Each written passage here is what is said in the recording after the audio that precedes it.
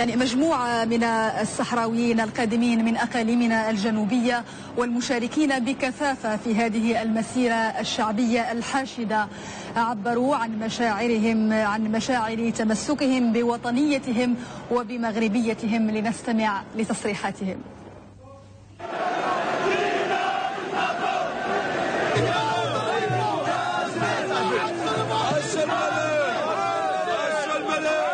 هذا النهار هو اليوم الأغر، هذا النهار هو اللي هذا الحشد جاء يعبر عن ما يخالجه أقول من الحزن ومن الأسى ومن الاستياء جراء ما قام به بان كيمون الذي حاد عن المهمة المنوطة به وتحول إلى خصم بدل أن يكون حكم. كل شيء تجمع اليوم في الجمع في الرباط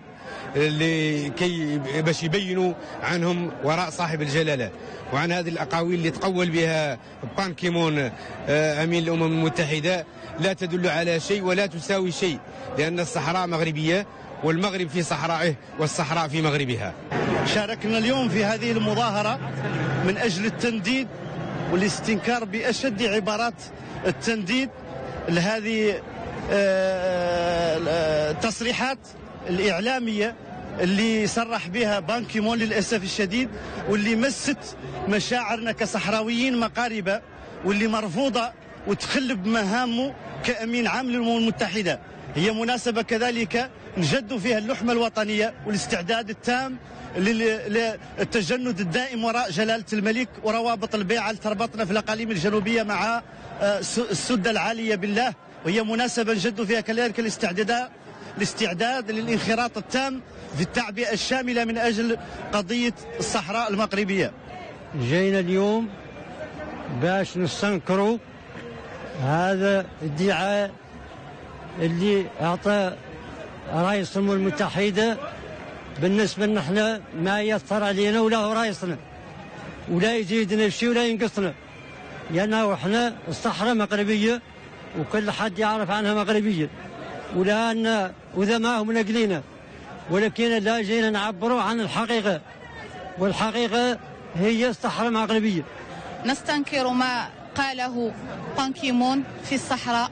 نحن موجودون كما قال صاحب الجلالة، يعني لا مناقشة في ليست لنا مشاكل في الصحراء أولا، ونحن موجودون ولا نريد أي رأي وأي محكمة ولا أي تدخل من أي هيئة.